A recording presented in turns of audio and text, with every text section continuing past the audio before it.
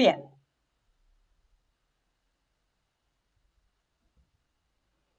Vamos a comenzar a desarrollar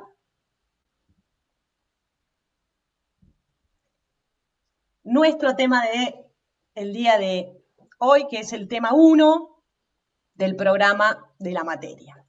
Y vamos a empezar tratando de definir qué es la economía, ¿no? ¿Qué entendemos o qué vamos a estudiar? ¿Qué se espera que estudie la economía y la economía como ciencia en particular? Que vamos a ver por qué vamos a decir que la economía es una ciencia.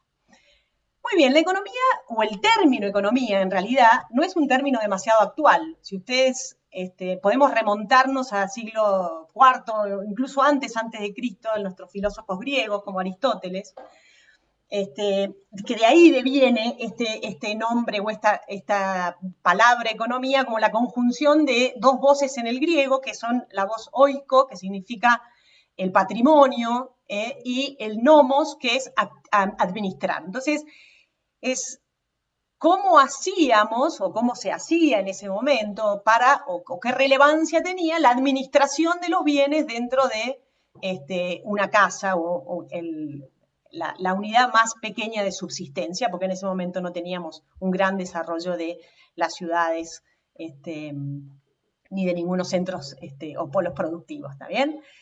Y en la actualidad nosotros mantenemos un poco esa idea original de que la economía en realidad no hace más que estudiar la manera en que las sociedades asignan sus recursos para la satisfacción de las necesidades. ¿Sí? Entonces, lo primero que vamos a pensar o vamos a tener en cuenta acá, que la economía como ciencia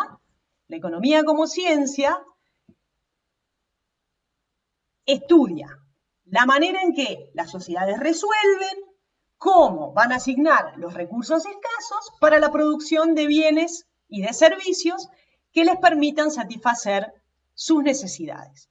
Pero fíjense una cosa, que de esa definición a mí me gustaría que rescatemos 4 conceptos o 4 componentes que tiene.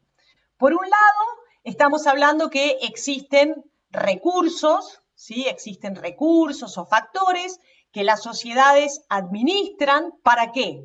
Para producir bienes y servicios en pos de la satisfacción de sus necesidades. Primera cuestión importante, si yo necesito producir bienes para satisfacer necesidades, evidentemente solo los bienes y los servicios son aquellos que permiten que los individuos satisfagan sus necesidades. O sea, en la conjunción o en la adquisición o aprehensión de determinada cantidad de bienes o de servicios es que yo logro satisfacer las necesidades. Pero para poder producir estos bienes decimos que las sociedades van a ver cómo van a asignar recursos o factores a la producción. Y en economía, cuando nos preguntamos o cuando definimos qué son los recursos o los factores, vamos a identificar 4 grandes factores de la producción, que son la tierra, el trabajo, el capital y la capacidad empresaria. Vamos a ver en algunas clases más adelante un poco más detalle cada uno de los factores de la producción, pero en definitiva lo que vamos a denominar como factores de la producción en la economía es la tierra que puede estar destinada o que es apta para ser introducida al proceso de producción, el trabajo, que es la fuerza de trabajo que también está en condiciones de ser incorporada al proceso productivo, el capital, entendiendo el capital en realidad como todo el conjunto de bienes que, por ejemplo, están integrando las herramientas, las maquinarias, la infraestructura, los inmuebles, todo el conjunto de bienes que no se agotan en un primer uso y que pueden ser utilizados en momentos posteriores, o sea, no solamente en un momento que se agote, sino que yo puedo utilizarlo para la producción o para el proceso productivo de muchos bienes, esos serían los bienes de capital, ¿sí? Y por otro lado tendremos la capacidad la capacidad empresaria, que tiene que ver con los agentes que son capaces de integrar o de combinar o de poner en conjunto tierra, trabajo y capital para la producción de bienes. Entonces, fíjense que tenemos que los factores de la producción están dedicados a producir bienes y estos bienes son aquellos bienes que nos van a permitir satisfacer las necesidades. ¿Qué quiere decir? ¿Qué quiere decir? Que los factores de la productividad, de que los factores van a ser dedicados a la producción. Que nosotros o las sociedades se enfrentan siempre a un proceso productivo en el que a partir de determinada incorporación de lo que se denominan las materias primas, se producen o se extraen bienes y servicios finales para la satisfacción de las necesidades de los individuos. ¿Está bien?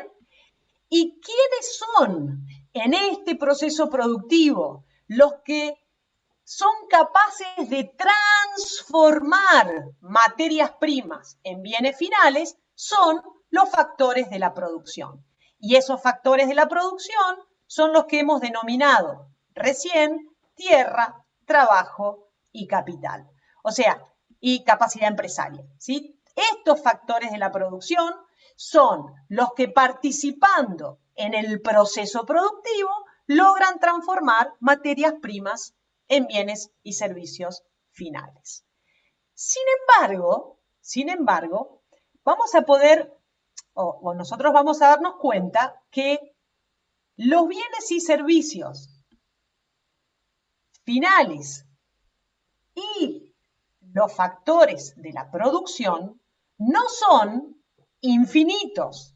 Cada sociedad tiene determinada cantidad de dotación de tierra, determinada cantidad de una población económicamente activa que es capaz de ser incorporada al proceso de producción, tiene determinadas máquinas, herramientas, inmuebles, infraestructura para poner en marcha para que participe el proceso productivo y tiene una determinada dotación de capacidad empresaria. De manera que las sociedades no van a poder producir infinitos bienes.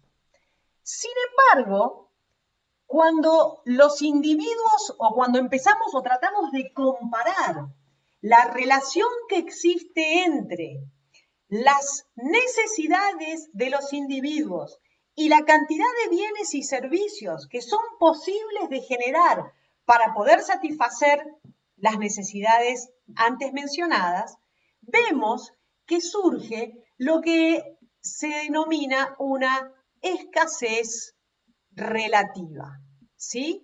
Siempre los bienes y servicios producidos resultan relativamente escasos para la satisfacción de las necesidades, porque tenemos necesidades ilimitadas, que ya vamos a ir viendo un poquito en más detalle en clases sucesivas, y determinados bienes y servicios que al provenir de un proceso de producción en el que existen factores de la producción que tienen una dotación limitada, entonces resultan que no son infinitos y por lo tanto nunca van a alcanzar a satisfacer la totalidad de las necesidades de los individuos de esta sociedad.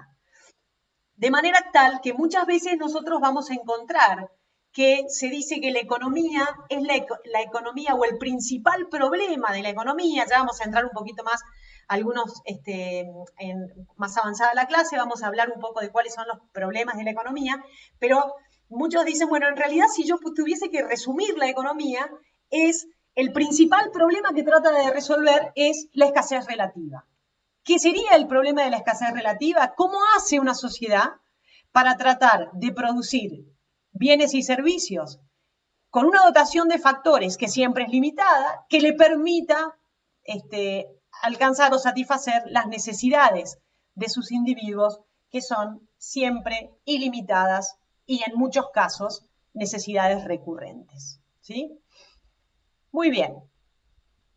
Pero fíjense que a pesar de que la economía y todos los fenómenos económicos, recién dijimos, bueno, esto surge, incluso se hablaba de economía en el siglo IV antes de Cristo con Aristóteles y con muchos otros filósofos griegos, y uno dice, bueno, pero en realidad recién dijimos que la economía es una ciencia. Bueno, la economía como ciencia no es tan antigua como lo es la economía como concepto, ¿sí? O la economía como tema de análisis. ¿Y por qué? Porque para poder decir que la economía es una ciencia, tenemos que cumplir, o la economía debe cumplir con una serie de requisitos. Entonces, se dice que la economía en realidad inicia como ciencia con la obra del economista escocés Adam Smith, ¿sí? Que se llama La riqueza de las naciones, publicada en el año 1776, porque es en ese momento, en realidad, donde se sistematiza todo el conjunto de conocimientos que trataban de explicar o de comprender estos fenómenos económicos. Fenómenos económicos que, de nuevo, entendemos como la manera en que las distintas sociedades tratan de resolver sus problemas de asignación de recursos escasos para la producción de bienes que permitan satisfacer las necesidades.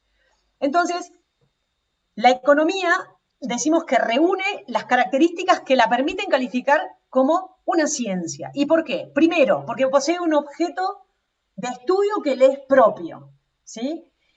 ¿Y qué es el objeto de estudio propio? Los fenómenos económicos. Fenómenos que hacen alusión a lo que estábamos definiendo recién. Pero además tiene un método científico, que ya vamos a ver que es un método en cómo procede la economía como ciencia para estudiar los fenómenos económicos. Ya en un ratito les voy a contar un poco cómo es la visión que se emplea en economía como método científico para abordar la problemática de los fenómenos económicos.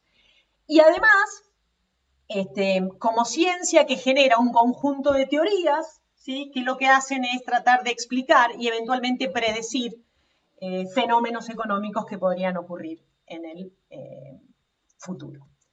Pero entonces, si la economía es una ciencia, y es la ciencia que estudia esta manera en que las sociedades resuelven la manera en que asignan los recursos escasos para la producción de bienes que les permiten satisfacer las necesidades, lo primero que vamos a tratar de hacer es decir, bueno, pero dentro de las ciencias, ¿cómo vamos a clasificar a la economía? ¿Qué tipo de ciencia es? Entonces, les presento en este cuadrito que ustedes ven acá la clasificación de las ciencias, ¿sí? Esta es la clasificación de ciencias. Nosotros, la primera gran distinción de ciencias es entre ciencias formales y ciencias fácticas. ¿Y qué diferencia hay entre una ciencia formal y una ciencia fáctica? Que las ciencias formales son aquellas ciencias cuyo objeto de estudio no son fenómenos o hechos concretos, sino que el objeto de estudio está basado en entes ideales. Por ejemplo, si nosotros pensamos en la matemática, ¿sí? O la lógica, cuando yo defino las proposiciones lógicas y hablo de P, entonces Q, yo no sé si alguno de ustedes ya tuvo lógica en el colegio, entiendo que sí, o en alguna de las materias vieron algo de esto.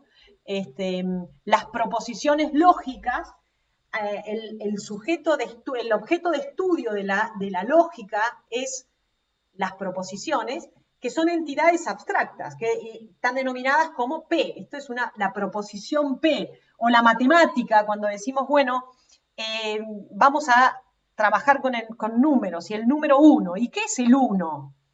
Yo puedo decir que yo tengo un lápiz, o puedo decir que tengo un teléfono, o puedo tener no sé, un hijo. Pero ¿qué es el 1?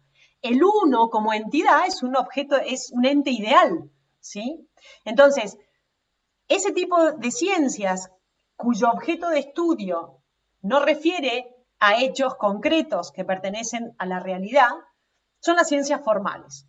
Y por otro lado tenemos las ciencias fácticas, que lo que estudian es hechos concretos de la realidad. Pero dentro de las ciencias fácticas también tenemos una subdivisión muy importante, que es entre las ciencias naturales y las ciencias sociales. ¿Qué quiere decir? Que habrá ciencias que estudian lo que ocurre con el hombre, y aquí tendremos las ciencias fácticas y las cuestiones sociales, y habrá distintas maneras de abordar el estudio del hombre. A mí me puede interesar estudiar el hombre en su relación con el resto de los agentes o con los otros hombres desde un punto de vista antropológico, o me interesará estudiarlo desde un punto de vista de la medicina, me interesará estudiar las relaciones que tienen en relación a la psicología. Hay distintas formas de abordar, o va a haber distintas disciplinas o ciencias que van a abordar algunos aspectos sociales, y por lo tanto dentro de lo que es la clasificación de las ciencias serán ciencias fácticas porque estudian cuestiones concretas de la realidad, pero serán ciencias sociales porque estudian cuestiones relacionadas con el hombre. Y por otro lado, tendremos las ciencias fácticas naturales que están asociadas a las cuestiones que ocurren con la naturaleza, ¿sí?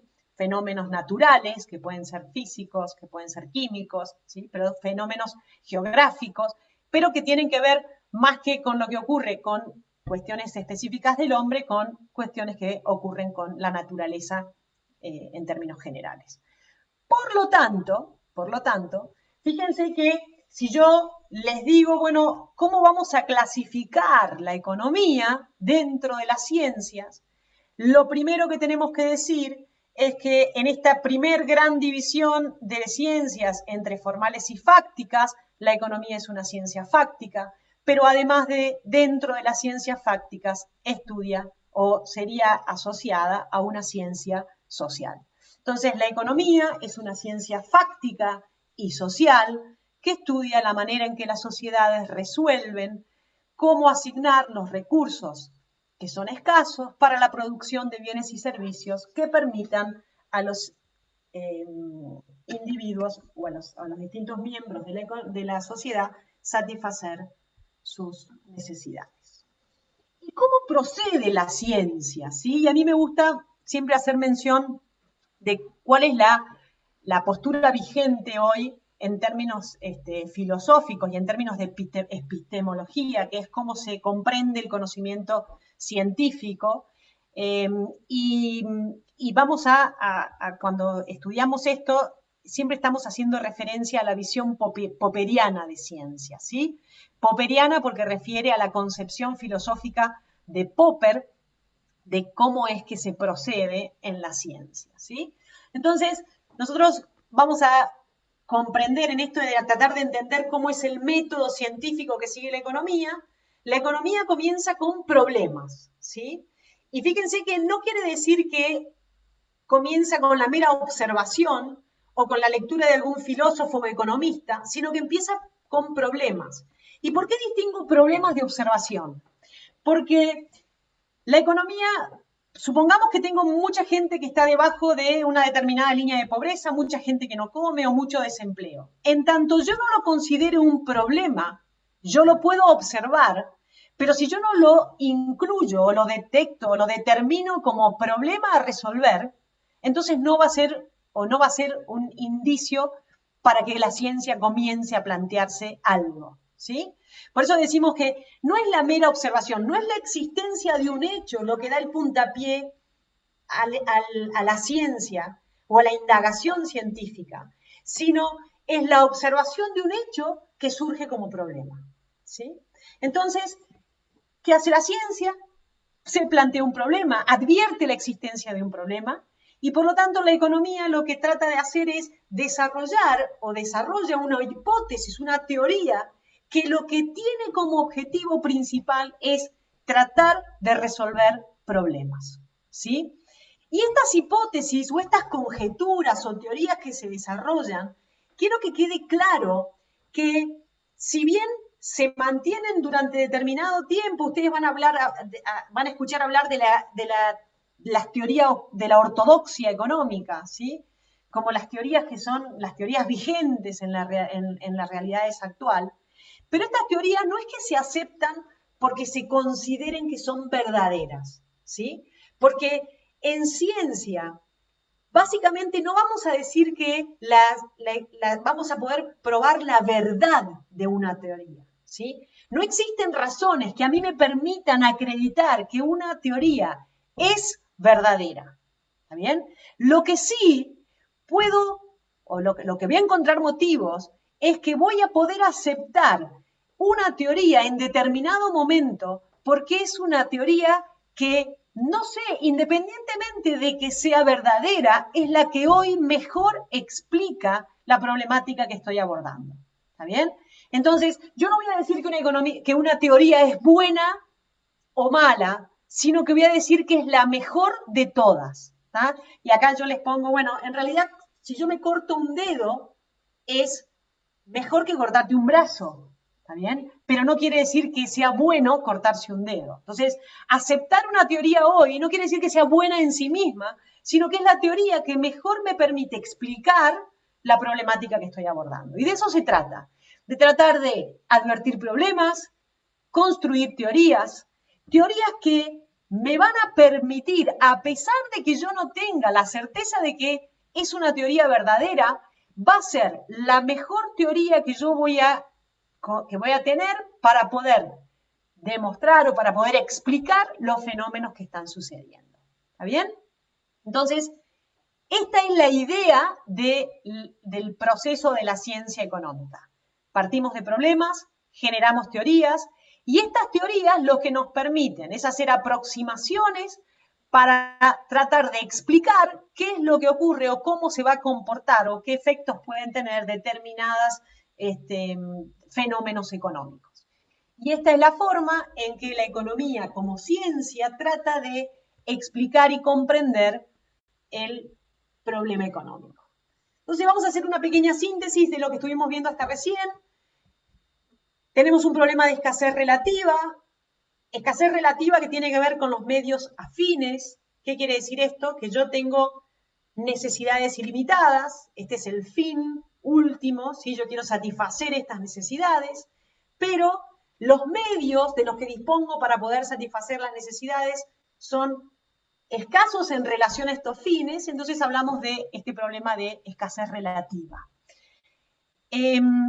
Nosotros sabemos que en las sociedades existe una determinada dotación de factores productivos, que son aquellos que me permiten transformar materias primas en bienes, y estos factores productivos que son capaces de ser incorporados al proceso de producción, que le van a permitir, que nos van a permitir producir determinados bienes, son los factores de la producción: tierra, trabajo, capital y capacidad empresaria, que son aquellos que vamos a tratar de indagar y de los que vamos a tratar de dar cuenta de cómo es el comportamiento, de quiénes son los propietarios, de cómo se comercializan los factores de la producción en los mercados de factores, que eso lo vamos a ver un poquito más adelante a lo largo de nuestro desarrollo de la materia. ¿Sí?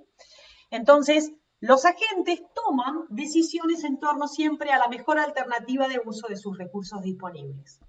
Y acá me gustaría hacer un ejemplo, porque muchos de ustedes que estuvieron la clase pasada, y a muchos de ustedes les resultó quizás una pérdida de tiempo, que yo estuviese 1 hora y 20, creo, dando una clase sobre cuál era el manejo de la plataforma y donde les mostraba cada uno de los espacios en los que ustedes iban a tener disponible determinadas cuestiones.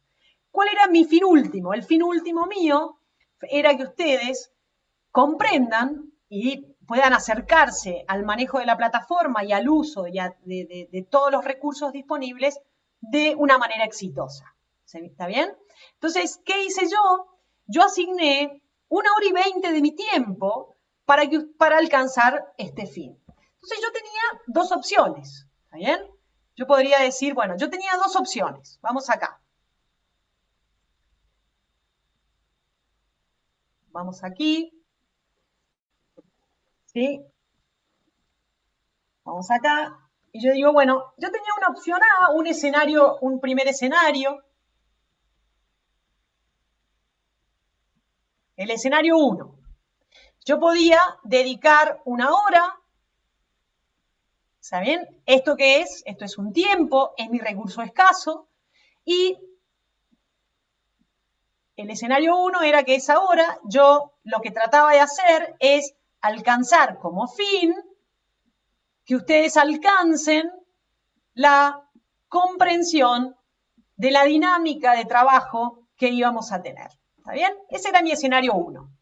Y muchos de ustedes podrán haber pensado, che, qué poco eficiente el uso del tiempo de la profesora que dedicó 1 hora a hablar y a mostrarnos la plataforma. ¿Para qué? Para que nosotros podamos comprender algo de cómo vamos a trabajar durante todo este semestre. Muy bien. Pero fíjense que yo tenía, además de ese escenario 1, un escenario 2. ¿Y cuál era el escenario 2? El escenario 2 era haber comenzado la clase pasada relatando directamente o empezando a comentar los contenidos del tema 1 de nuestra materia, pero en este escenario 2, ¿sí? Como yo no dedicaba ninguna hora a que ustedes alcancen la comprensión de la plataforma, simplemente yo tenía que quedarme a la espera de las posibles consultas que ustedes hicieran. ¿Está bien? Ustedes son un total de participantes en la plataforma de 1127. El total de alumnos que tenemos en la plataforma de Economía 1 hoy son 1127. Fíjense que si yo no hubiese dedicado 1 hora la clase pasada a comentarles un poco qué es lo que pasaba o cómo íbamos a trabajar en la materia, posiblemente, en el mejor de los mundos posibles, uno de ustedes o cada uno de ustedes iba a tener una pregunta, una duda. Por lo tanto, yo iba a tener en el foro 1127 preguntas en el mejor de los mundos posibles. Muy bien. Si yo pienso que a estas 1127 preguntas las puedo contestar una por minuto, me hubiese llevado 18 horas de mi tiempo responder una pregunta por cada uno de los alumnos que tengo en la plataforma.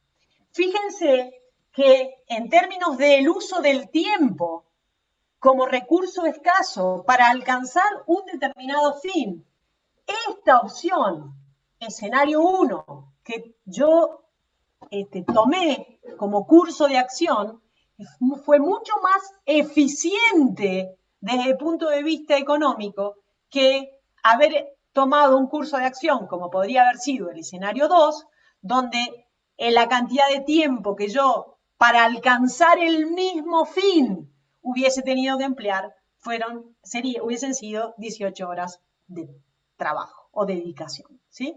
O sea que siempre nosotros estamos expuestos a un manejo o a la decisión económica de qué hacer con los recursos escasos para la satisfacción de las necesidades que tenemos. Y de eso vamos a estudiar, eso es lo que vamos a estudiar a lo largo de la materia. ¿Está bien? En realidad, puntualmente, vamos a hacer un abordaje específico que ya les voy a comentar un poquito más adelante. Pero dentro de esta toma de decisiones que vamos a hacer, que vamos haciendo todos, hay distintos agentes, o vamos a clasificar los agentes que toman las decisiones económicas en distintos grupos. Entonces, a grandes rasgos, vamos a dividir los agentes asociados a las tomas de decisiones en 3 grandes grupos. Y vamos a hablar de los grupos de consumidores, ¿sí? Que son las familias que toman las decisiones sobre qué bienes y qué servicios van a consumir para producir para satisfacer sus necesidades. Y también vamos a ver cómo estas familias, que son los que poseen los factores de la producción, van a decidir dedicarse a determinadas actividades para generar los recursos necesarios para poder adquirir estos bienes, ¿sí? Vamos a ver a estos consumidores desde el lado de demandante de bienes, pero también los vamos a ver del lado de oferentes de los factores de la producción. Luego vamos a ver las empresas, o vamos a analizar las empresas, cómo es que van a tomar las decisiones acerca de los bienes que van a producir, ¿sí? Pero no solo como cuáles van a ser los bienes que van a ofrecer, sino cómo van a producir esos bienes y por lo tanto cómo van a participar demandando en el mercado de factores. Y luego vamos a ver un sector público que también lo que trata de hacer es optimizar o tratar de alcanzar un máximo de bienestar en las sociedades, y vamos a ver también de qué manera el sector público y las decisiones que toma afectan a las decisiones de la economía como su conjunto. Pero cuando empezamos a decir, bueno, y vamos a estudiar esto, decir, bueno, ¿y cómo vamos a hacer para estudiarlo? ¿Cómo es que la economía, en un mundo tan complejo, en un mundo donde existen una serie de variables que son infinitas, que van afectando el comportamiento de todos estos agentes que dijimos que íbamos a estudiar y que van a tomar decisiones, ¿cómo es que vamos a hacer un abordaje tan complejo, de una realidad tan compleja, y cómo vamos a hacer para entenderlo? Y entonces, uno de los artefactos que se utilizan en economía para tratar de trabajar y abordar esta realidad tan compleja son los modelos económicos, ¿sí? ¿Para qué vamos a usar estos modelos? Los modelos lo que nos van a permitir es hacer alguna abstracción, ¿sí?, que permita reducir el número de variables que van a estar presentes en las relaciones que se dan entre los distintos agentes económicos. Entonces, de esta manera, lo que vamos a tratar de hacer es decir, bueno, en realidad vamos a trabajar con este número de variables, que no son todas las variables posibles que pueden estar afectando las decisiones de los agentes, sino que en realidad sí son las variables más relevantes. Y nos vamos a quedar con estas pequeñas variables o con este número de variables porque entendemos que son las variables más representativas. Entonces, esa primera abstracción en el número de variables o de cuestiones que vamos a analizar nos va a permitir que luego digamos, bueno, y entre estas variables, ¿cómo es que se da el comportamiento? ¿Cómo se relacionan estas variables que nosotros vamos a tomar como variables principales que determinan o que afectan el comportamiento de los agentes? Y a partir de allí vamos a tratar de comprender estos fenómenos económicos y predecir qué es lo que ocurre en la realidad, ¿sí? ¿Cómo vamos a construir estos modelos? Estos modelos en economía tienen como 3 pasos, ¿sí? Primero vamos a hablar o vamos a establecer determinados supuestos de partida que definen los supuestos del modelo. Luego vamos a mostrar que hay algunas relaciones concretas que tienen las variables que vamos a considerar dentro del modelo, y luego este modelo nos va a permitir extraer algunas conclusiones y luego nos van a permitir predecir consecuencias concretas, ¿sí? Y en esto les voy a mostrar, a modo de ejemplo, un modelo muy característico en economía que se llama el modelo del flujo circular, ¿sí? Este modelo de flujo circular es un modelo que se utiliza en economía, sobre todo es un modelo que se ve en macroeconomía, pero lo vamos a tomar como ejemplo para que ustedes puedan comprender el funcionamiento de los modelos, donde me permiten ver cómo en un determinado mundo muy simplificado, que ahora vamos a ver cuáles son los supuestos que rigen ese mundo, yo puedo explicar y tratar de comprender cómo es que se da la distribución o cómo es que fluye los bienes producidos en determinado país a través de los mercados. Entonces, los supuestos de partida es que en realidad en la economía tenemos 2 grupos de agentes. Un grupo de agentes al que vamos a llamar empresas, un grupo de agentes al que vamos a llamar familias, ¿sí? Y que cumplen roles distintos. ¿Qué roles? Bueno, las familias son propietarias de los factores productivos. ¿Se acuerdan? Tierra, trabajo, capital. Estas son las familias, son las dueñas de los factores de la producción, y las empresas son las que producen los bienes y servicios. Además, vamos a tener como supuesto adicional que esta es una economía de mercado, ¿sí? Y por lo tanto, que las transacciones o de todas las transacciones que pudieran realizarse entre familias y empresas se realizan a través de mercados. Pero por lo tanto, lo primero que vamos a poder identificar es que si hay empresas que producen bienes, entonces va a tener que existir un mercado de bienes, y si hay familias que son propietarias de los factores de la producción, entonces va a tener que existir un mercado de factores, si es una economía de mercado, en el que se pueda dar un intercambio tanto de los bienes como de los factores. Entonces, fíjense que este modelo lo que me está mostrando es lo siguiente. Existen dos mercados, el mercado de factores y el mercado de bienes, que lo que permiten es que se pongan en contacto familias y empresas. ¿De qué manera? Las familias, que son propietarias de los factores de la producción, ofrecen los servicios de los factores productivos en el mercado de factores. Esto es, son oferentes de los servicios de los factores productivos.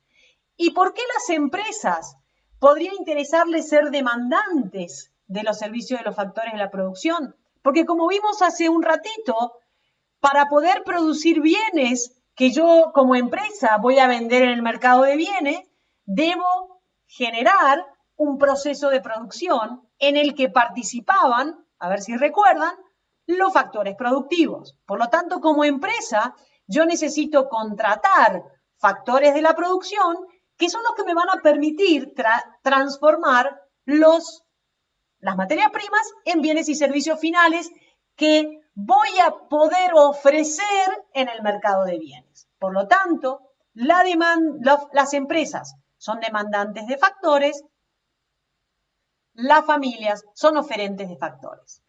Se genera un intercambio en el mercado de factores, ¿sí? En el que las empresas van a pagar determinada cantidad de dinero en la contratación de estos servicios de los factores, y ese pago que realizan las empresas, desde el punto de vista de las familias, es el ingreso que perciben por haber ofrecido los servicios de los factores en el mercado de factores. Muy bien, pero las empresas no contratan factores para disfrutar de los factores de la producción simplemente por el gusto de mirarlos, sino porque les interesaba introducirlos en el proceso productivo para la producción de bienes. Muy bien. Quiere decir que las empresas, a partir de la contratación de estos factores, lo que hacen es constituirse como oferentes en el mercado de bienes. Esta oferta de bienes que realizan las empresas en el mercado de bienes, ¿quiénes son los que las adquieren? Las familias. ¿Por qué? Porque las familias son aquellos que los que están tratando de hacer es asignar los recursos que poseen para la satisfacción de sus necesidades. Y las necesidades dijimos que se satisfacían a partir de la adquisición de determinado conjunto de bienes y servicios. Por lo tanto, las familias no ofrecen los servicios de los factores de la producción porque sí, sino porque es a partir de los ingresos que reciben ofreciendo los servicios de los factores que las mismas pueden adquirir bienes en el mercado de bienes que les van a permitir satisfacer sus necesidades.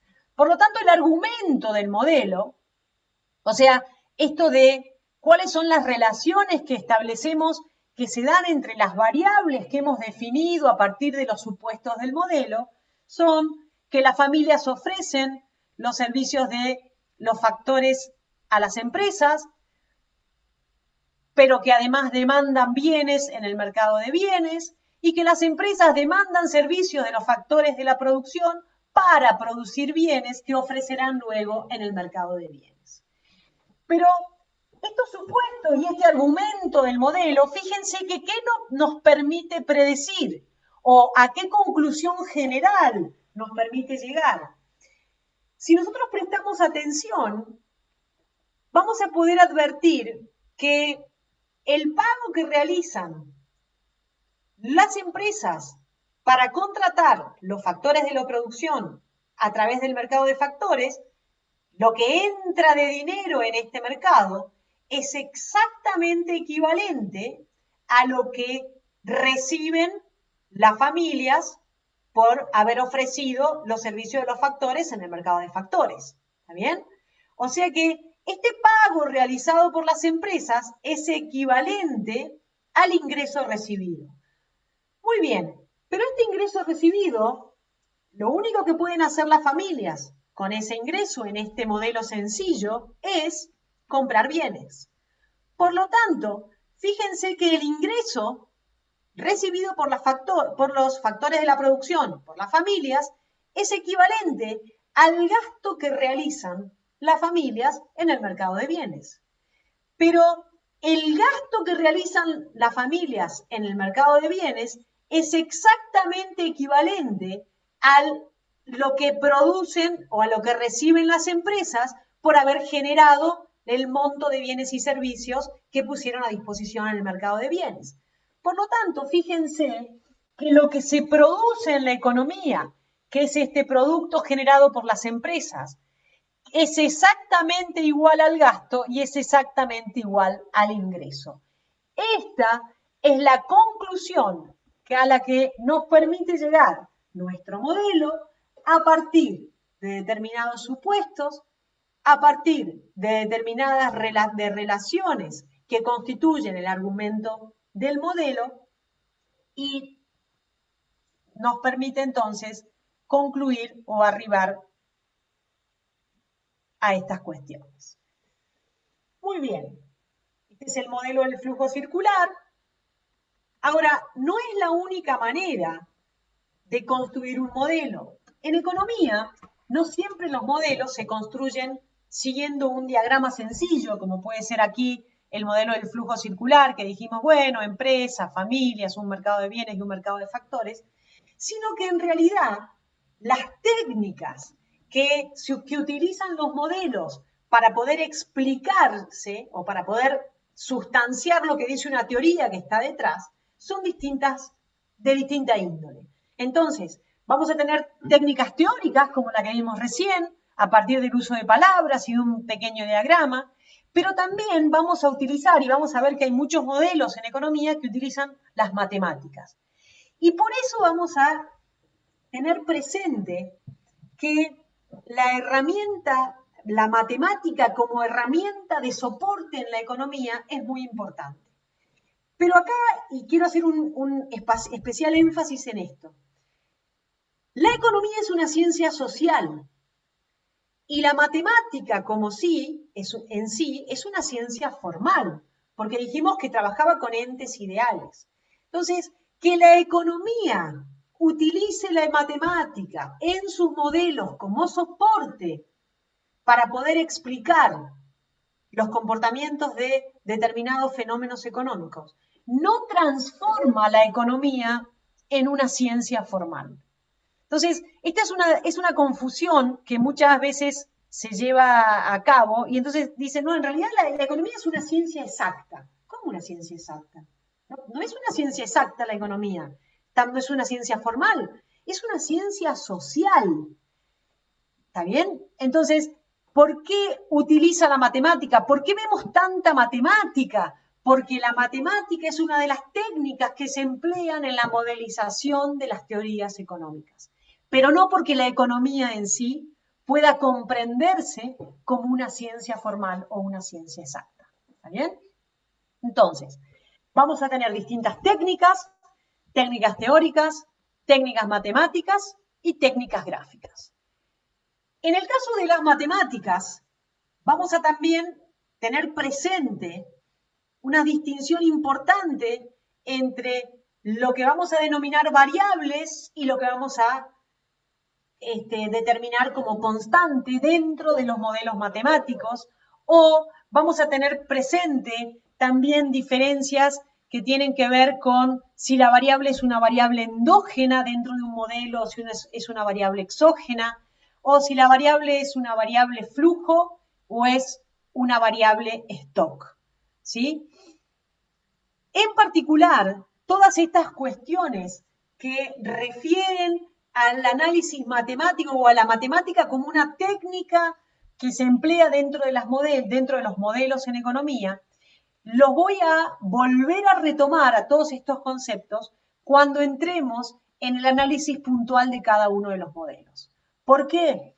Porque me parece que si yo me detengo a hablar y a definir dentro de las técnicas matemáticas cuál es la distinción entre variable y constante o entre variable stock, variable flujo, es como que les doy mucha información en este momento que al no conceptualizarla y al no tenerla anclada a un modelo en concreto, les cuesta mucho comprenderla y termina de depender o de ser algo absolutamente sin sentido.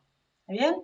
Entonces, lo que vamos a hacer es volver sobre estos conceptos que tienen que ver con la técnica matemática, con el empleo de modelos que utilizan técnicas matemáticas y que requieren que hagamos algunas especificaciones en torno a distinciones que son muy importantes de realizar, pero lo vamos a hacer cuando entremos a el análisis de los modelos matemáticos de una manera un poquito más específica y más concreta. ¿Sí? Pero dijimos que teníamos modelos que tienen no solo técnicas teóricas, que es esto de explicar el modelo, los supuestos, su argumento y las predicciones en términos de palabras, sino que decimos, bueno, y además hay técnicas matemáticas que vamos a emplear en los modelos, pero además tenemos técnicas gráficas, ¿sí? ¿Y qué quiere decir técnicas gráficas? Que en economía muchas veces, vamos a ver que las relaciones entre variables o lo que acontece a lo largo del tiempo o lo que acontece en un momento específico del tiempo entre distintos grupos de agentes que estoy analizando se representa mediante gráficos. Y me gustaría que por lo menos en este comienzo tengamos un poquito en claro que existen tres tipos de técnicas gráficas diferentes en las que ustedes pueden enfrentarse. Una primer gráfica o una primer técnica es mostrar un diagrama de dispersión.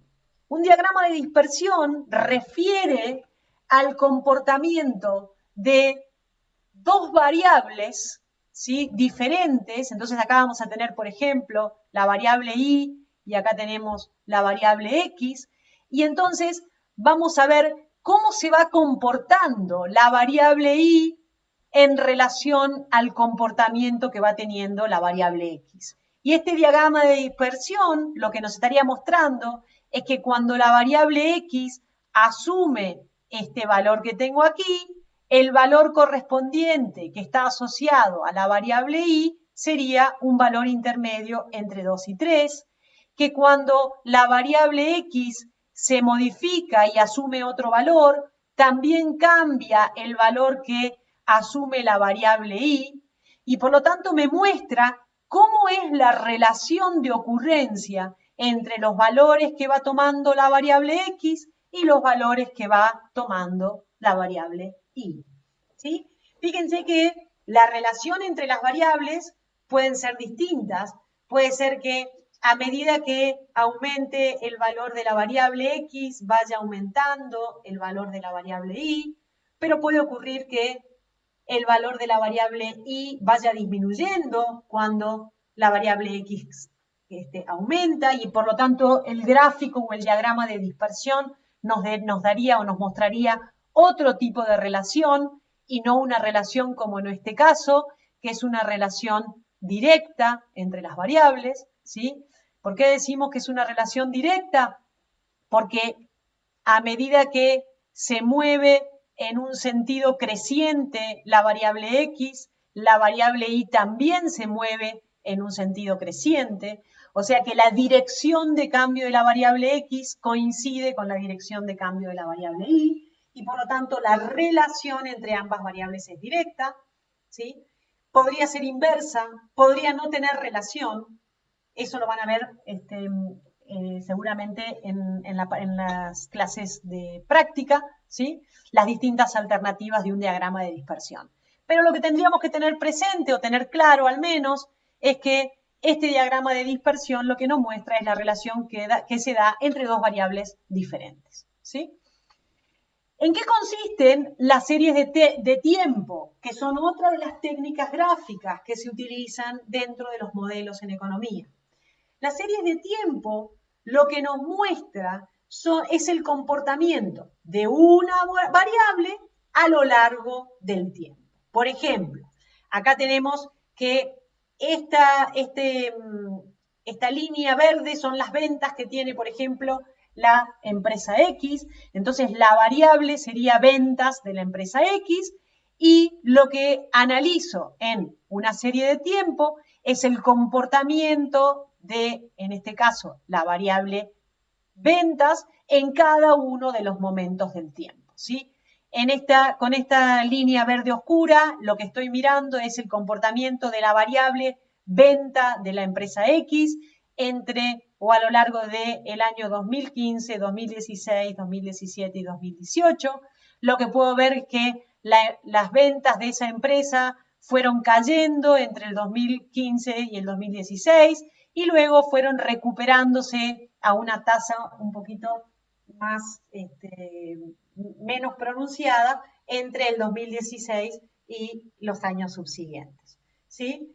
Pero también podría analizar qué es lo que ocurre con las ventas de la empresa II a través del tiempo, que sería tratar de analizar el comportamiento de esta línea verde que tengo aquí en verde más clarito, y veremos que el comportamiento a lo largo del tiempo de esta otra variable, que son las ventas de la empresa II, es diferente a la anterior, y estas ventas van creciendo hasta el año 2016, luego caen hasta el año 2017 y luego se recuperan.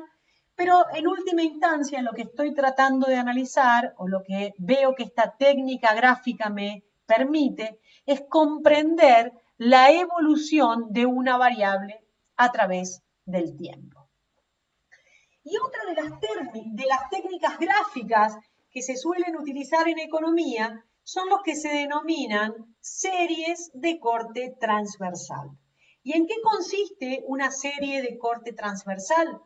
En analizar una variable en un momento dado del tiempo y compararla para distintos grupos dentro de interés, ¿sí? O grupos de análisis.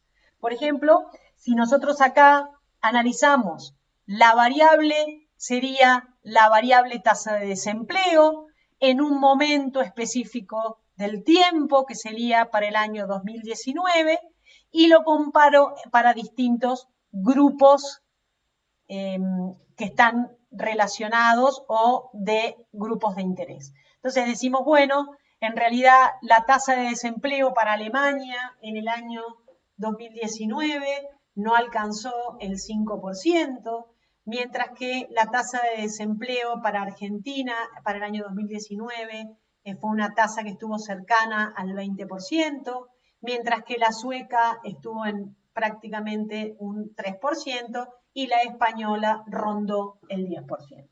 Entonces, lo que nos permite conocer o hacer un análisis de corte transversal es medir una misma variable en un momento del tiempo, pero comparada con distintos grupos sobre los que yo voy a analizar el comportamiento de dicha variable.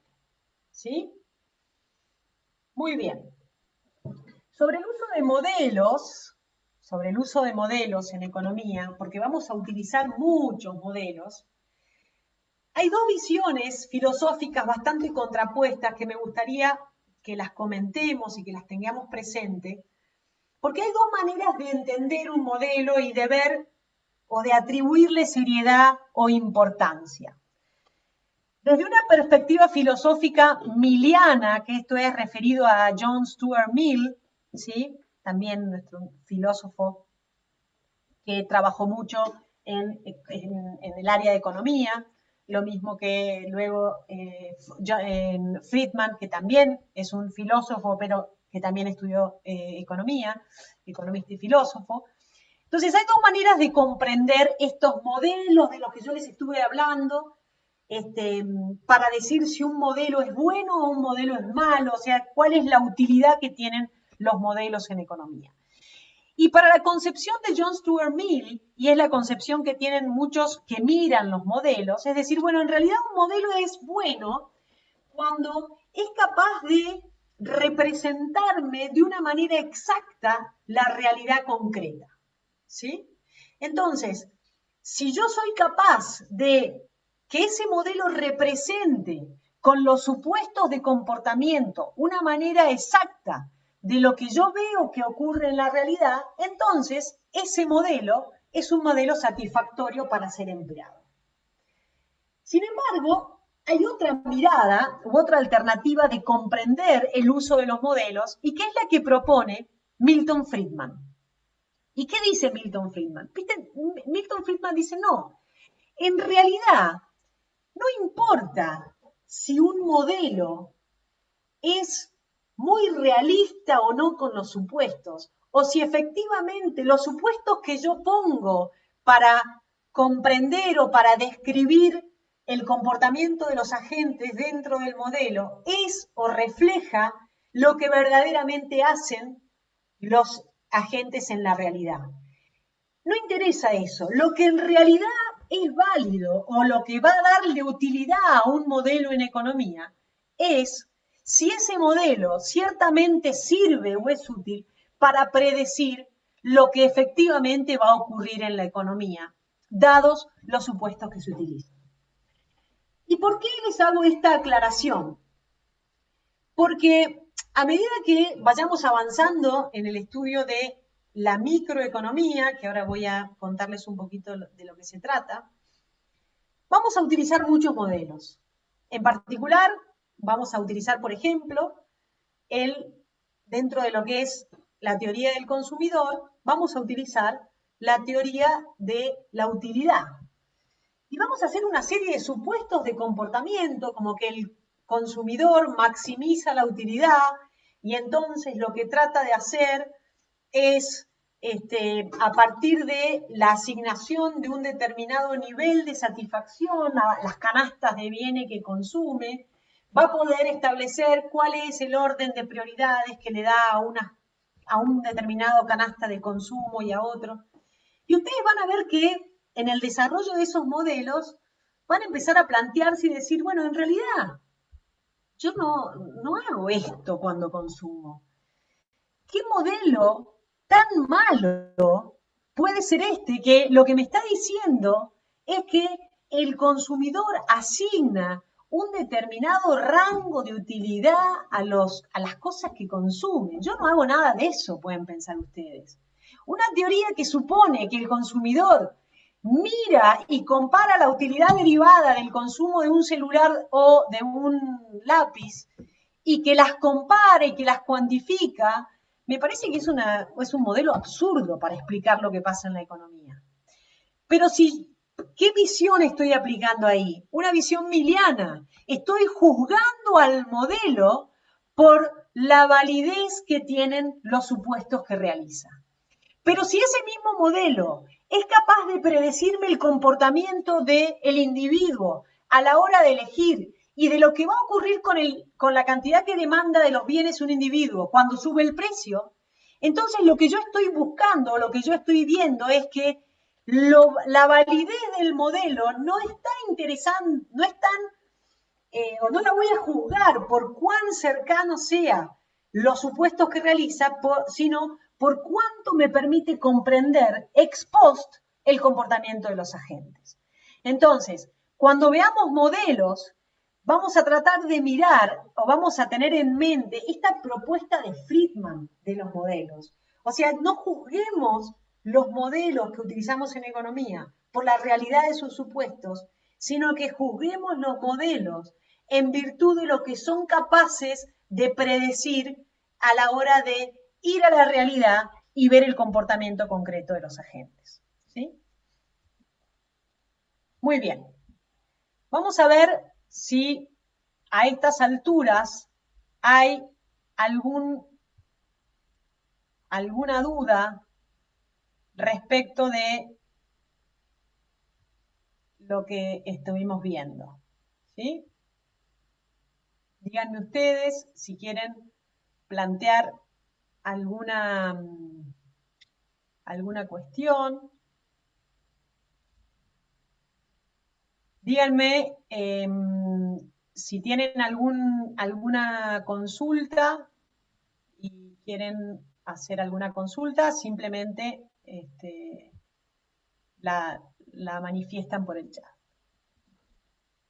Sí. Vamos a ver por qué. Bueno, voy a volver un poquito sobre esto de el tema de los dos modos de comprender los modelos milagros y sobre el tema de la escasez relativa.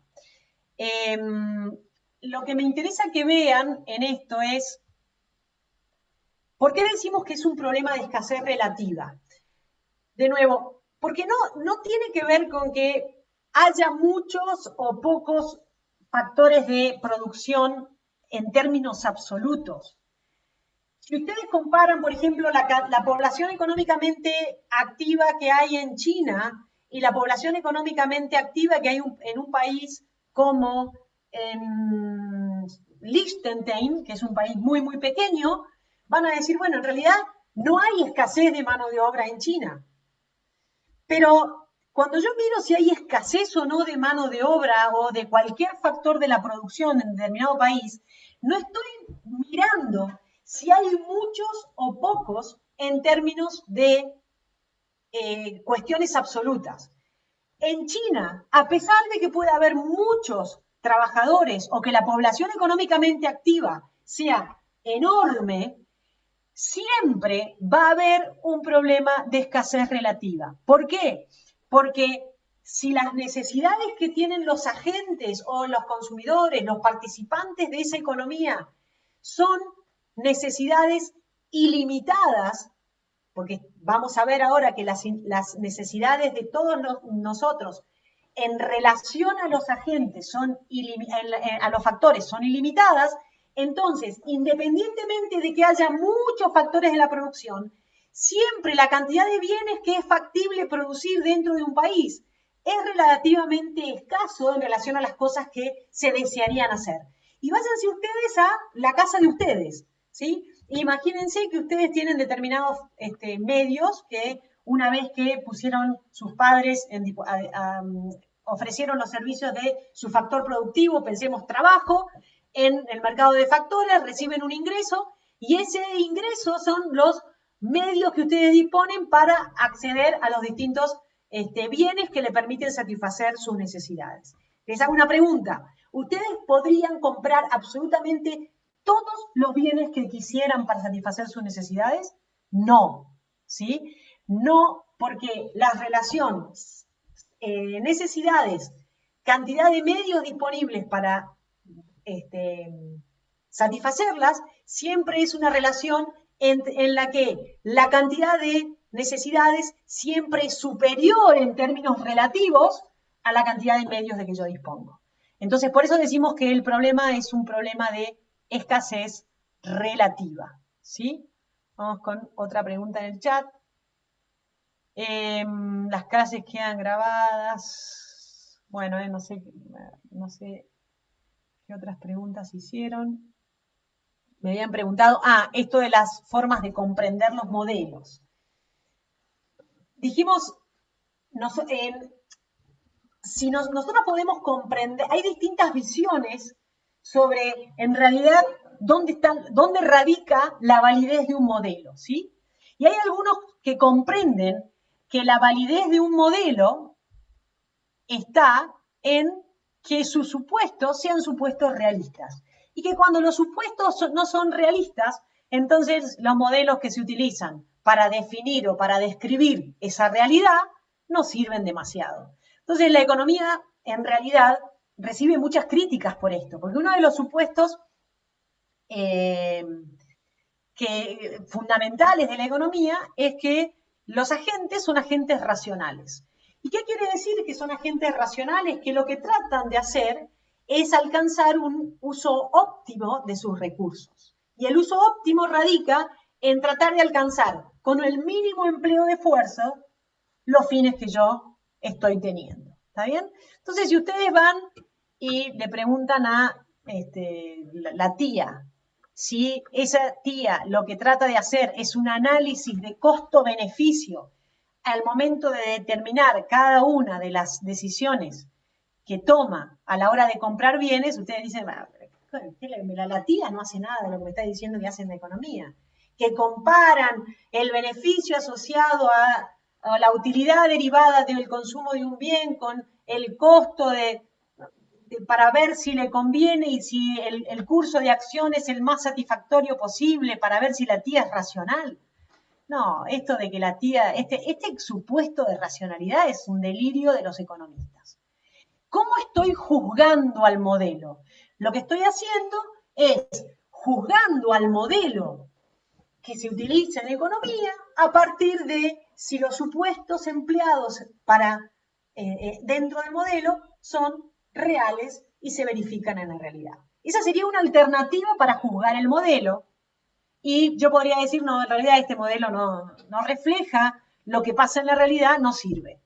Pero si ese mismo modelo que supone que la tía es racional, me lleva luego a poder demostrar que cada vez que aumente el precio, la cantidad demandada de bienes va a ser más chica, y que de todas esas consecuencias, o la consecuencia derivada de utilizar ese modelo, cuando voy a la realidad a contrastar lo que efectivamente ocurre, miro y digo, che, también los supuestos estos, no sé si son reales, pero este modelo lo que me está diciendo es que cuando el precio aumente, la cantidad demandada que la cantidad que van a demandar los agentes de los bienes es más chica. Y cuando voy al testeo concreto en la realidad de lo que ocurre o de la relación que se verifica entre cantidad demandada y precio, veo que exactamente pasa lo que estimaba el modelo. Por lo tanto, hay quienes dicen, en realidad el modelo es válido, no importa si esos supuestos están representando o no lo que efectivamente ocurre con los agentes. Pero este modelo sirve y es válido porque lo que me permite hacer es estimar de una manera muy acertada lo que ocurre en la realidad. ¿Está bien? No sé si hay alguien de ustedes que está levantando la mano. La demanda de mercado, tenga en cuenta y cuánto producir. Ya vamos a entrar en la relación entre demanda y oferta. Vamos a ver que cuando yo tengo que decidir sobre cuánto producir, voy a tomar decisiones sobre la cantidad de bienes que estoy dispuesto a llevar al mercado cuando yo soy una empresa.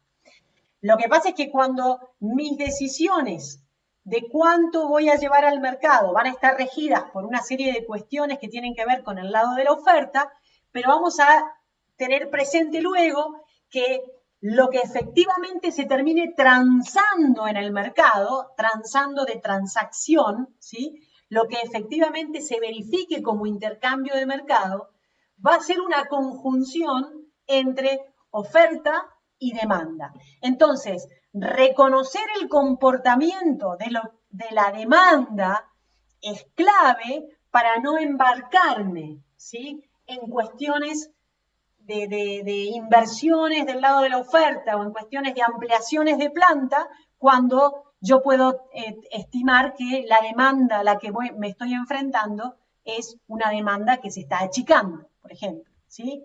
Es como que, por supuesto, que tengo que ir mirando lo que ocurre con el mercado en su conjunto a la hora de tomar decisiones del lado de la oferta o del lado de la empresa. Vamos a seguir avanzando un poquito más y vamos a pensar ahora, o los invito a resumir en tres preguntas o tres problemas que se definen como los tres problemas a los que la ciencia económica trata de dar respuesta. Y estos problemas son, ¿qué producir? O sea, ¿qué bienes producir? La economía estudia cuáles son los bienes que se van a producir en el mercado. Esto es, en una economía en particular. La Argentina, este año, ¿va a producir mucha soja o poca soja? ¿Qué va a producir? ¿Va a producir bienes manufacturados o va a producir bienes agrícolas? ¿Qué tipo de bienes, o sea, cuáles son los bienes que la economía va a producir?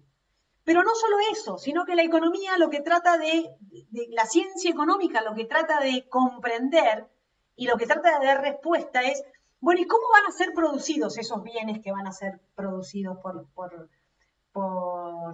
las distintas empresas? ¿Van a ser producidos utilizando mucha mano de obra o poca mano de obra?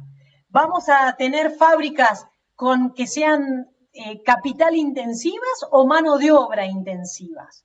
¿Cómo van a llevar a cabo los procesos productivos las empresas a la hora de llevar adelante las decisiones de producción? De esto también intenta dar respuesta a la economía.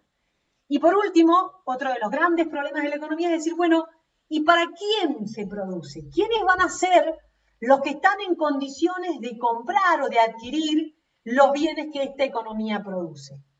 Esta es la idea de para quién se produce. ¿Quiénes van a ser los agentes que van a poder disfrutar de los bienes que se generan en el país? ¿Van a ser todos? ¿Va a haber bienes que van a poder ser comprados? ¿Va a haber bienes que van a ser recibidos de manera gratuita? ¿Cómo es que vamos a resolver los problemas de quién va a poder acceder a los bienes que se producen? Y la manera en que se responde a estas grandes problemáticas de qué producir, cómo producir y para quién producir, ¿sí? Los problemas se van a resolver de diferente manera dependiendo del sistema económico que rija en determinadas sociedades. Entonces, imagínense que estamos en Corea del Norte hoy, o en la economía cubana, o en la economía venezolana de hoy en día. Hoy en día, estas economías, que son economías donde las vamos a definir como economías de planificación centralizada, son economías donde el problema de qué producir, cómo producir y para quién producir, estos problemas en la economía de planificación centralizada los resuelve el Estado. Esto es, el Estado dice cuáles son los bienes que van a ser producidos y en qué cantidad. ¿Sí? O sea, en Venezuela nadie puede decidir poner una empresa determinada sin autorización del Estado. ¿Sí? El Estado decide cuáles son los bienes que van a ser producidos y en qué cantidad van a ser producidos dichos bienes. Pero más aún, como también se legisla sobre en qué actividades se puede emplear cada uno de los trabajadores y a qué tipo de actividad va a poder ser dedicada determinada cantidad de tierra, determinada cantidad de capital, también las decisiones de cómo producir en una economía de planificación centralizada están justamente centralizados en las decisiones del Estado. El para quién producir, esto es la pregunta de quiénes van a ser capaces de disfrutar o de adquirir los bienes que se producen, también en una economía de planificación centralizada, es una decisión que está centralizada y tomada a nivel de Junta de Planificación Central, esto es determinada por el gobierno. Por ejemplo, nosotros en una economía de planificación centralizada tenemos determinado qué cantidad de bienes vamos a poder adquirir a los diferentes precios. Los precios están determinados por la Junta de Planificación Central y cuáles son los bienes y la cantidad de bienes que podemos adquirir en el mercado también está determinado por esta Junta de Planificación Central. Por lo tanto, los grandes problemas de qué producir, cómo y para quién, que son problemas que surgen en términos generales en todas las economías, estos problemas están presentes en todas las economías. La manera en que se resuelven los problemas difiere según sea el sistema económico vigente dentro de cada país. Entonces, Como vimos recién, cuando el sistema económico vigente es un sistema de planificación central, el problema de qué producir, cómo y para quién está centralizado y resuelto por el mercado, por el Estado, ¿sí? Mientras que en una economía de mercado, el que resuelve los problemas de qué producir, cómo producir y para quién es justamente el mercado a partir del mecanismo de precios que va orientando las decisiones de los agentes. ¿Qué quiero decir cuando digo que el mercado es el que resuelve los problemas de qué producir?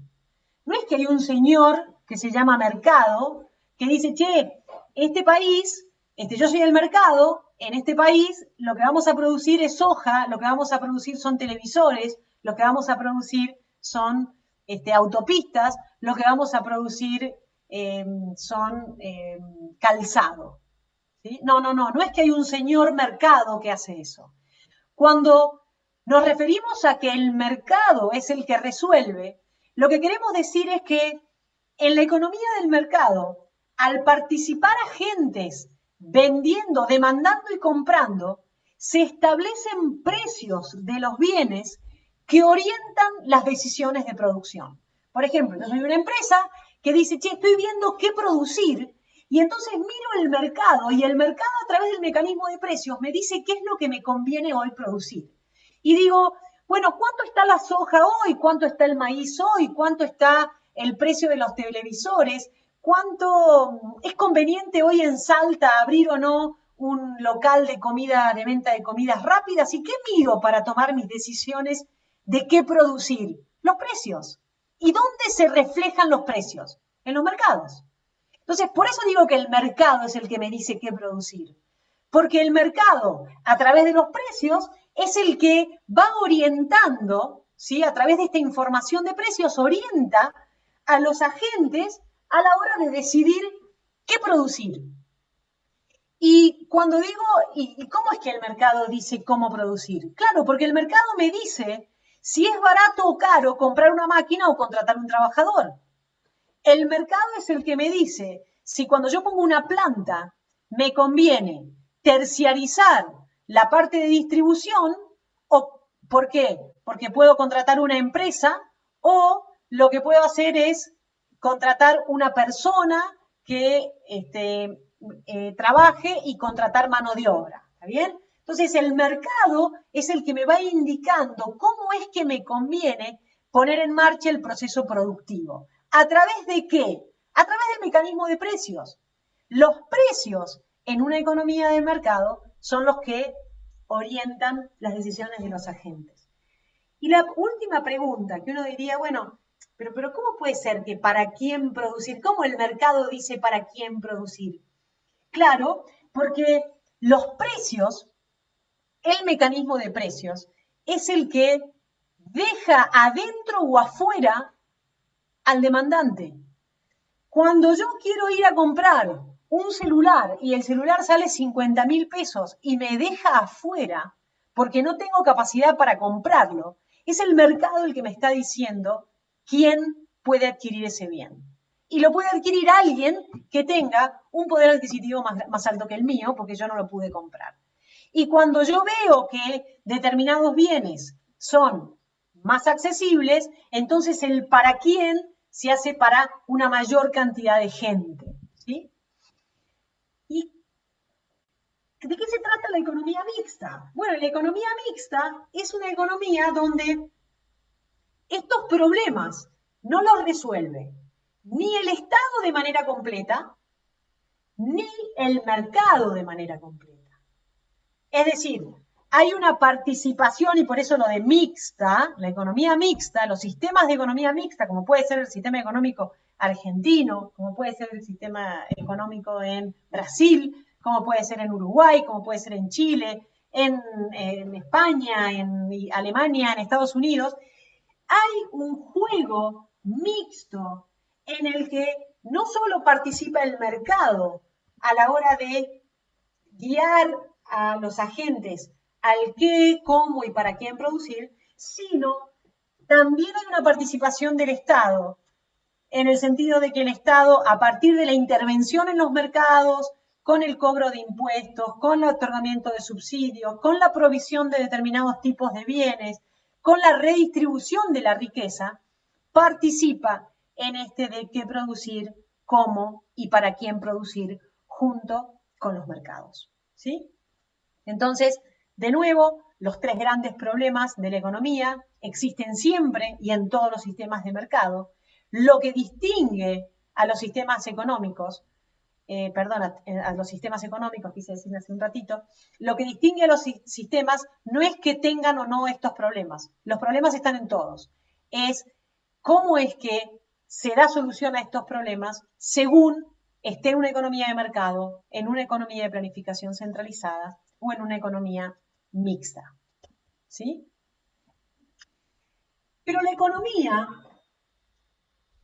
puede ser dividida en dos grandes rasgos, en dos grandes ramas, ¿sí? Y vamos a ver que hay una rama de la economía que vamos a denominar la economía positiva, ¿sí? Y hay una rama de la economía que vamos a denominar la economía normativa.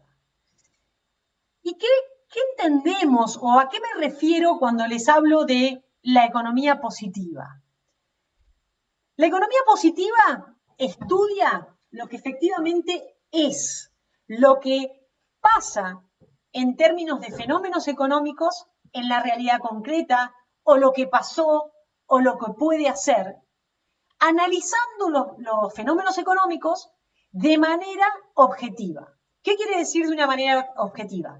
Que cada vez que yo haga una afirmación en términos de economía positiva, es una afirmación que puede ser contrastada con la experiencia para ver si damos conformidad o no a esta afirmación. En cambio, cuando yo hago una afirmación que tiene que ver con la rama normativa de la economía, es cuando yo elevo un juicio subjetivo acerca de alguna cuestión económica. Y como es un juicio de valor acerca de si yo creo que es apropiado o no es apropiado, esa afirmación que yo haga no tengo forma de contrastarla con la realidad. Yo no puedo ver si esa afirmación que hice fue verdadera o falsa. ¿Por qué? Porque no estoy hablando o opinando o haciendo un juicio sobre un hecho en concreto, sino que estoy hablando sobre una idea o un juicio de valor o una opinión acerca de algo de la economía y por lo tanto no puedo contrastarla con la realidad. Vamos con algunos ejemplos concretos. Les voy a poner aquí, vamos a poner para que esté un poquito más grande y lo logren ver.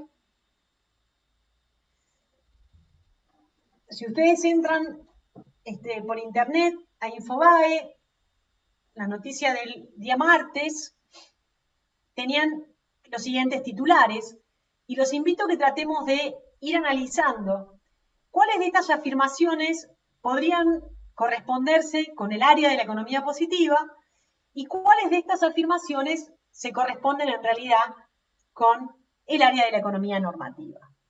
Entonces, la primera afirmación, uno de los primeros titulares decía, Guzmán, nuestro ministro de Economía, se juega a todo o nada para frenar la corrida cambiaria con más poder, pero pocas municiones por la falta de un plan ambicioso. Esto es una afirmación que está en el ámbito económico, pero la pregunta es, ¿qué tipo de afirmación es esto? ¿Refiere a una afirmación de la economía normativa o una afirmación de la economía positiva? Y Cintia me dice,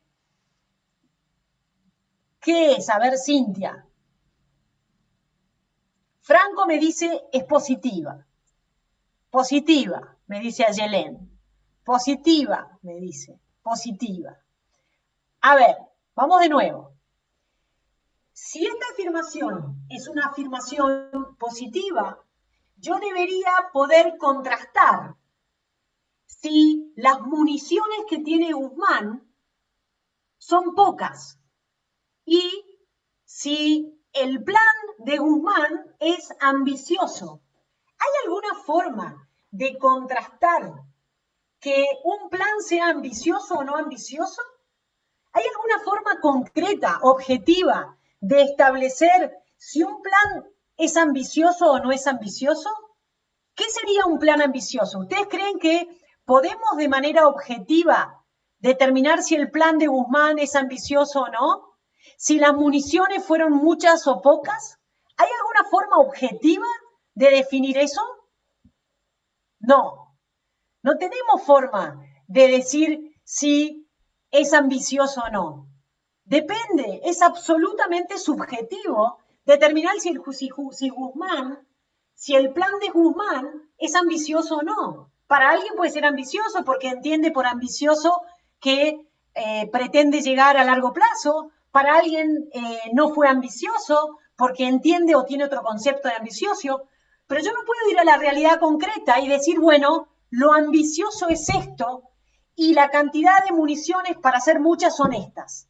No hay forma. Por lo tanto, esto es una afirmación que se corresponde con el área normativa. ¿Sí? Segunda afirmación. Especialistas advirtieron que las medidas para aliviar la tensión cambiaria solo podrán ofrecer un alivio temporal. ¿Con qué se corresponde? ¿Con una afirmación positiva o normativa? Positivo, me dicen. Vamos de nuevo. Un alivio temporal. Primero, ¿qué sería? ¿Cómo sé si las medidas ofrecen o no ofrecen alivio? ¿Qué significa en términos objetivos aliviar algo? Y por otro lado, ¿cómo puedo yo contrarrestar o definir esta afirmación de una manera objetiva en términos de temporalidad? ¿Puedo decir yo a qué me refiero con que el alivio sea temporal? ¿Qué quiere decir temporal? ¿Podré yo ir a decir, y yo puedo ir a medir y puedo decir, bueno, la medida dio alivio? ¿Qué quiere decir alivio? Va a haber unos que están bien y otros que están mal. ¿Cómo puedo medir el alivio para todo el mundo? A ver, vamos a ver qué dicen ahora. Claro, yo no puedo contrastar con la realidad si el alivio es temporal, porque yo no sé. ¿Está bien? Vamos con la tercera. El dólar libre alcanzó un nuevo récord, 181, y acumula una suba del 140% en lo que va del 2020. ¿Puedo ir a la realidad concreta y contrastar efectivamente si el dólar alcanzó 181, independientemente de que si es verdadera o no? ¿Está bien? ¿Puedo ir y contrastar si esto es verdadero o no? Sí, lo puedo hacer. Por lo tanto, es positivo. Hay alguien que levantó la mano, no sé si quería decir yes. Es objetivo, exactamente. Es una afirmación objetiva. ¿Está bien? Vamos con otra. 181, sí. Una tristeza, pero bueno, vamos con otra. Vamos con la anterior. Vamos con la cuarta. Las acciones argentinas en el exterior rebotaron hasta 15%, pero cayeron los bonos y el riesgo país subió por encima de los 1.400 puntos. ¿Qué decimos? ¿Puedo contrastar con la realidad esta afirmación? Positiva. Excelente, chicos. Es positivo. Yo puedo ir y mirar y contrastar. Hay una portada una afirmación que había hecho Domingo Cavallo, de nuevo en Infobae, lo pueden chequear, yo les puse el link para que lo vean. Domingo Cavallo decía, el equipo económico está desenfocado, es como si estuvieran perdidos. Independientemente de que, a ver, no estamos viendo si está bien o mal lo que dice Cavallo, lo que estamos analizando es qué tipo de afirmación está realizando Domingo Cavallo. ¿Puedo contrarrestarlo? ¿Puedo ver objetivamente si algo está perdido, si están desenfocados? ¿O es una opinión subjetiva? Excelente, es normativo. Muy bien, chicos, excelente. Juan Carlos de Pablo decía lo siguiente: cada vez que el ministro de Economía habla del dólar, la embarra. ¿Qué les parece? Si el ministro de Economía habla del dólar, la embarra. ¿Qué quiere decir embarrarla? ¿Puedo ir a testear que la embarró? Pienso, o sea, ¿qué quiere decir embarrarla? ¿Está bien? Es normativo. Excelente. Vamos con la última. Quizás es un poco más, pucha, esperen que acá. Vamos con la última. Para atraer dólares, el gobierno anunciará un nuevo blanqueo y otros beneficios impositivos para la construcción. Piensen, porque, a ver, acuérdense que aunque yo pueda hablar del futuro, no importa que yo no pueda ir hoy a corroborar lo que está ocurriendo, pero una afirmación del ámbito positivo tiene que ser capaz de ser contrastada con la realidad en algún momento, sea futuro, sea con algo que pasó o sea hoy. Pero si yo puedo contrastar luego, hoy o ayer, lo que ocurrió o lo que estoy diciendo, entonces es positivo. ¿Está bien? Entonces vamos a ver qué dijeron ustedes. Vamos a ver. Positivo, excelente, chicos. Una de las chicas dice, Maite dice normativa. Maite, acordate que si yo soy capaz de contrastar efectivamente lo que estoy diciendo con la realidad, entonces es positiva. Entonces yo pregunto, el gobierno va a anunciar un nuevo blanqueo. Yo puedo ir a mirar las medidas del gobierno. Puedo ver efectivamente si anunció un nuevo blanqueo para los movimientos de fondo. Lo puedo corroborar. Y beneficios impositivos para la construcción. Yo puedo corroborar cuáles fueron los beneficios impositivos para la construcción mirando lo que ocurrió con los niveles de impuestos para aquellos que determinan embarcarse en actividades de construcción. Por lo tanto, sí podría contrastar y decir que esto es positivo. ¿Está bien? ¿Se entiende? ¿Está? Y se puede contrastar. Perfecto. Excelente. En un futuro, claro. Podemos transformar una oración positiva en normativa. Sí, vos podés, siempre que vos podrías, pero lo que pasa es que vos lo que tendrías que hacer es pararte en una posición, suponete, en una afirmación positiva y decir algo normativo. Por ejemplo, yo me puedo parar, pero hago macanas, quiero sacar el coso del chat, yo me paro en esta. Las acciones argentinas en el exterior rebotaron el 15%, pero cayeron los bonos y el riesgo país subió por encima de los 1.400 puntos. ¿Está bien? Afirmación positiva. Y yo puedo seguir diciendo, esto no tendría que preocupar al presidente de la nación. Esa afirmación que yo agrego, esto no debería preocupar al presidente de la nación, es un juicio de valor mío. Otros dirán, che, mirá, si el riesgo país subió a 1.400 puntos, debería preocuparse. Y otros dirán, no, el presidente de la nación no está para preocuparse por lo que ocurre con el riesgo país, sino está para preocuparse por otras cosas. O sea, esa afirmación en la que yo me paro en una afirmación positiva para saltar a una afirmación, a otro tipo de afirmación normativa, a otro tipo de afirmación, en ese caso, donde ya estoy incorporando un juicio de valor, sería una afirmación normativa. ¿Está bien? Muy bien. Vamos con algo más.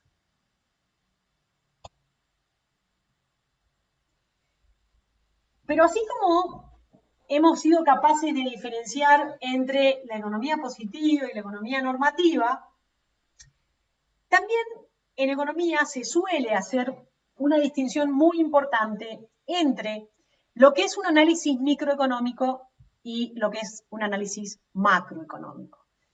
Y me interesa terminar con este tema y contarles que todo el abordaje que vamos a hacer a lo largo de nuestra materia es un abordaje microeconómico. Esto es, la mirada que vamos a tener sobre los asuntos económicos va a ser una mirada microeconómica. ¿Qué quiere decir?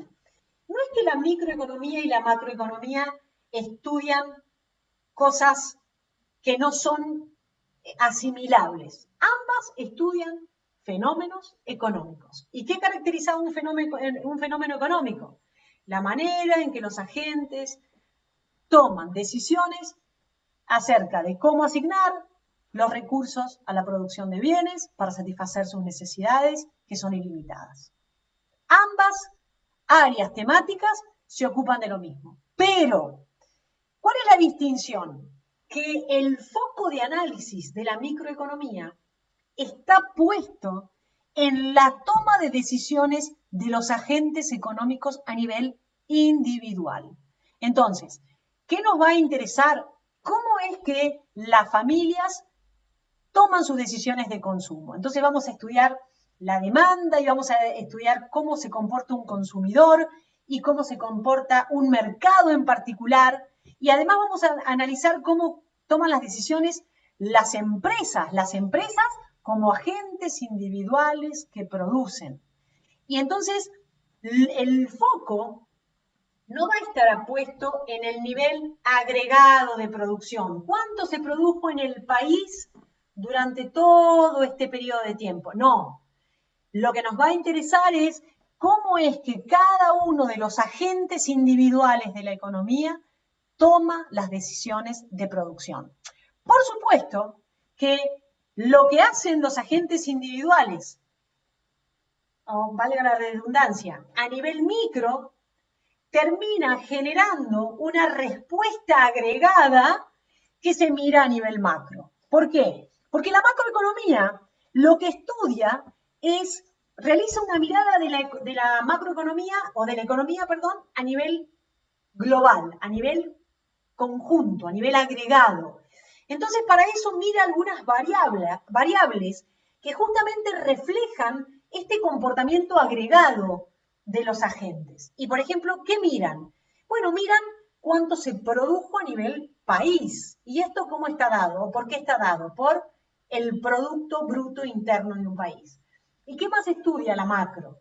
Y bueno, la macroeconomía mira el nivel o la tasa de desempleo. ¿Pero qué mira? ¿Cuántos desempleados hay en el sector, de pan? No. Lo que estudia y lo que pone foco de atención a la macroeconomía es el nivel de desempleo de la economía en su conjunto. ¿Y qué cosas más? Y bueno, y mira también cómo se distribuye el producto o la riqueza de un país entre las distintas personas, porque esto afecta a las decisiones del conjunto de agentes que participan del país. Entonces van a estudiar la distribución de la riqueza de un país entre las distintas personas o entre los distintos agentes. ¿Y qué otra cuestión? Y mira cómo evoluciona el precio del pan, no, pero sí la evolución del nivel general de precios, que cómo se mide o cómo está representada a partir de la tasa de inflación.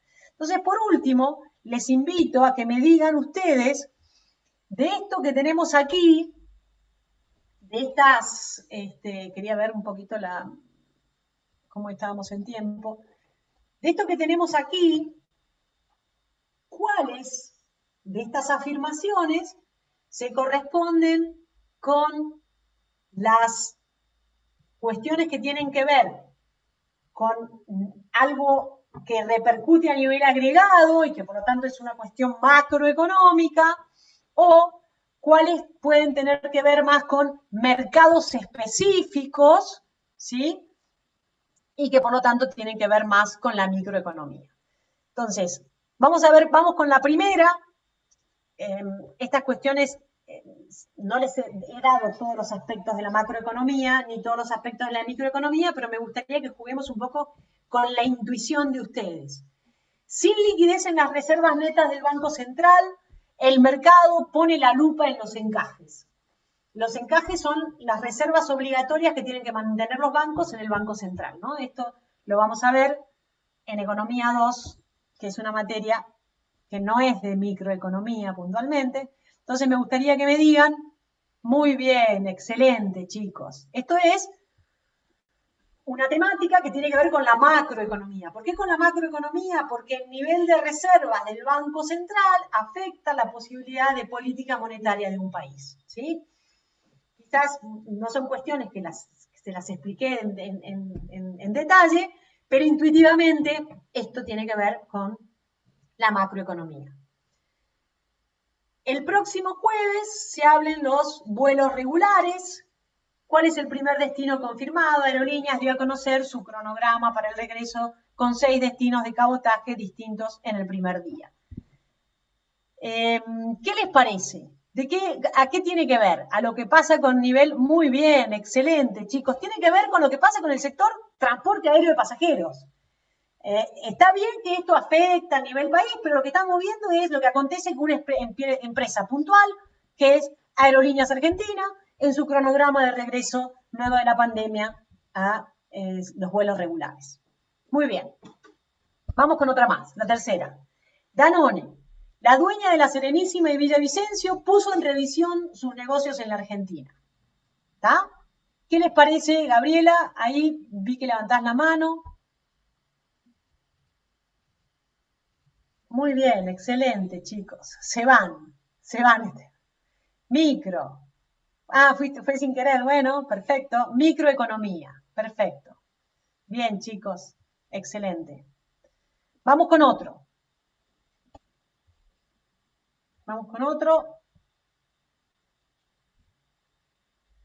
Autos. Con el dólar blue sin techo, las concesionarias suspenden ventas. Claro, las concesionarias, como el dólar blue está subiendo, no saben a cuánto van a poder adquirir las nuevas unidades. Entonces, en el momento en que se nos disparó el dólar, lo que hicieron las concesionarias es decir, bueno, vamos a suspender las ventas en este momento. Hay muchos compradores que están interesados en comprar, pero como no saben si van a poder adquirir las nuevas unidades, los patentamientos ya cayeron el 12%. Entonces la pregunta es, ¿a qué área nos estamos refiriendo? Excelente, chicos, microeconomía. Esperen que me fui. Ahí estamos. Vamos de nuevo. General Motors reanudó la ejecución de su plan de inversión en su planta de Alvear, buenas noticias. Lo que pasa es que con esto de la pandemia y se nos disparó un poco, las noticias no fueron las más benévolas el día martes, así que bueno, es un poco natural que las noticias no nos auguren muy buenas novedades, pero la General Motors reanudó la ejecución de su plan de inversión y claramente esto es una cuestión microeconómica. Y por último, los bonos argentinos siguen en caída y el riesgo país alcanzó el nivel más alto desde la salida del default. A ver qué les parece esto, el indicador de riesgo país, si es un indicador que les parece excelente, chicos. Esto es una noticia que tiene que ver a un nivel macroeconómico, porque la tasa de interés, además, ¿sí? Las tasas de interés lo que hacen es marcar el costo del financiamiento de tanto el sector privado como el sector público. ¿Sí? La tasa de interés, me dicen, ¿cuánto me cuesta a mí pedir prestado determinada cantidad de dinero? Y por lo tanto, es una variable que mide el comportamiento macro de la economía. ¿Sí? Bueno, muy bien. Dicho esto, vamos a salir del modo presentación. ¿Está? Voy a dejar de compartir la pantalla, ya estamos acá de nuevo. Bueno, chicos, les cuento que a partir de la semana que viene va a dar las clases el profesor Romero, que es el otro profe de teoría. Así que él va a dar el tema 2 y el tema 3, va a estar a cargo del profesor Romero, y yo voy a retomar las clases a partir del tema 4 nuevamente. Así que, pero las clases van a seguir siendo de la misma modalidad, van a ser subidas a internet, y cualquier consulta que tengan ustedes después de clase o a medida que van avanzando, no duden en hacerlas por el foro de consultas de cada uno de los temas que estuvimos viendo. Con esto ya están las filminas colocadas, ya también la profe Amiri subió algunas especificaciones que tienen más que ver con las técnicas matemáticas, el manejo de funciones, la interpretación esa, que pasamos un poquito por alto y bastante rápido hoy. La profe Amiri subió una serie de filminas que les pueden servir de apoyo. No dejen de consultar la bibliografía, es importante no quedarse solo con lo que damos en clase. Se imaginan que no alcanza para dar todo lo que tiene relevancia, solo trato de hacer un repaso puntual y lo más llevadero posible. Pero bueno, nos estamos, si Dios quiere, viendo. Yo voy a acompañarlo el profe Romero, pero él va a estar a cargo a partir del martes que viene. Pero nos estamos viendo y estamos en contacto. Les agradezco la presencia y espero que haber sido clara, que me hayan seguido y que hayan disfrutado la clase de hoy. Así que les dejo un saludo a todos y nos estamos viendo. ¿Tá? Las clases, pues de nada, chicos, las clases prácticas, bueno, ahí se me fue la pregunta. De nada, chicos, vayan leyendo. Las clases prácticas ya se suben esta semana, o la semana próxima, porque del tema 1 hay muy poquita práctica, ¿sí? Así que no se desesperen, que ya vamos a ir aceitando todo. Bueno, me mudé para que no se me corte la clase, traté de mejorar un poco la performance, esperemos que sigamos así todos. Gracias a ustedes por estar del otro lado, así que les mando un saludo grande y seguimos en contacto. Chao, chao.